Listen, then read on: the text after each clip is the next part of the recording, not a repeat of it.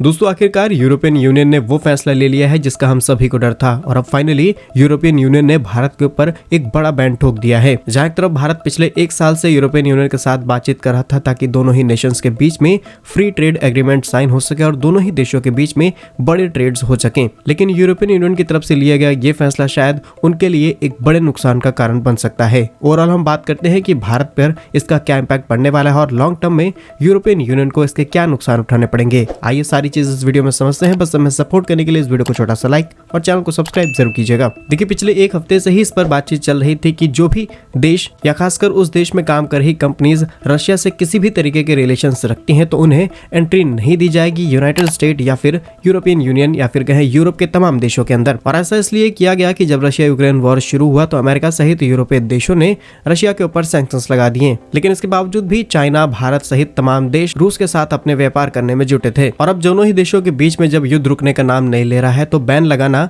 अब इन सभी देशों के लिए एक सबसे अच्छा रास्ता बन चुका है। और सिर्फ इसमें भारत नहीं शामिल है बल्कि China, Kazakhstan, Serbia, Thailand, Turkey और श्रीलंका जैसे देश शामिल हैं, जहां पर यूरोपियन यूनियन का कहना है कि ये सभी देश अगर रूस से व्यापार करते हैं तो ये सारी चीजें ठीक हैं, लेकिन इसमें से तमाम ऐसे देश हैं जो खाने पीने की चीजों के साथ साथ बहुत सारी मेडिसिन और तमाम गुड्स एक्सपोर्ट कर रहे हैं। लेकिन एक ऐसी चीज एक्सपोर्ट की जा रही है जिससे कहीं ना कहीं इस वॉर को बढ़ावा दिया जा रहा है और वो है डिफेंस इक्विपमेंट्स। यदि आपने नोटिस किया हो तो भारत सहित तमाम देशों ने रशिया के साथ में ज्वाइंट वेंचर्स कर रखे हैं ताकि हम रशियन टेक्नोलॉजी का इस्तेमाल करते हुए डिफेंस इक्विपमेंट्स अपने देश के अंदर मैन्युफैक्चर कर सकें। और अगर आप सही मायने में देखें तो किसी भी देश के लिए ये बैकअप प्लान होते हैं। यदि उस देश के अंदर वॉर छिड़ जाती है तो वो अपने डिफेंस इक्विपमेंट्स को किसी दूसरे देश से मैन्युफैक्चर करके इंपोर्ट करा लेते हैं। और सेम सिचुएशन इस समय रशिया के साथ हो रही है, जहां पर रशिया को कई सारे देश डिफेंस इक्विपमेंट्स और कंपोनेंट्स सप्लाई कर रहे हैं जिसका इस्तेमाल वो यूक्रेन के खिलाफ वॉर में कर रहा है। और इसी चीज को रोकने के लिए यूरोपियन यूनियन की तरफ से सैंक्शंस लगाने शुरू किए जा चुके हैं और सक्सेसफुली सैंक्शंस लगाए जा चुके हैं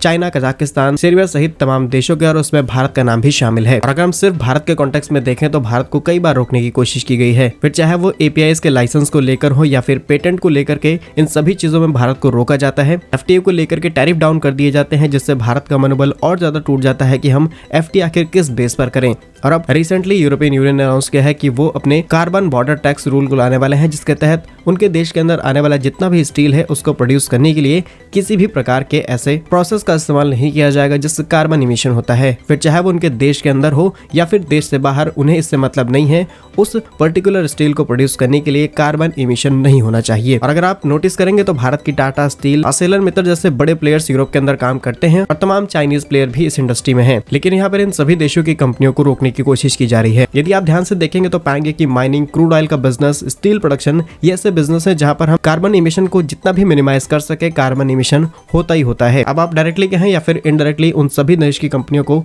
टारगेट किया जा रहा है जो कहीं ना कहीं रूस के साथ व्यापार कर रही हैं। बाकी यूरोप के इस फैसले पर आप क्या सोचते हैं? इससे भारत को काफी ज्यादा नुकसान होंगे ही, क्योंकि भारत कई चीजें रशिया के अंदर एक्सपोर्ट कर रहा है। अगर उन भारतीय कंपनियों पर बैन लगा दिया जाएगा तो भारत यूरोप और अमेरिका जैसे देशों के अंदर अपने एक्सपोर्ट्स नहीं कर पाएगा। आपका इस पर क्या ओपिनियन है, हमें कमेंट्स में जरूर बताइएगा। यूरोप का ये फैसला सही है या फिर नहीं, कमेंट बॉक्स में यस और नो में आंसर जरूर कीजिए। भारत कैसे ही यूजफुल इन्फॉर्मेटिव वीडियोस पाने के लिए आप हमारे यूट्यूब चैनल को सब्सक्राइब जरूर कर लीजिए। मिलेंगे हम आपको एक नई और इंटरेस्टिंग वीडियो में, तब तक के लिए वंदे मातरम, भारत माता की जय।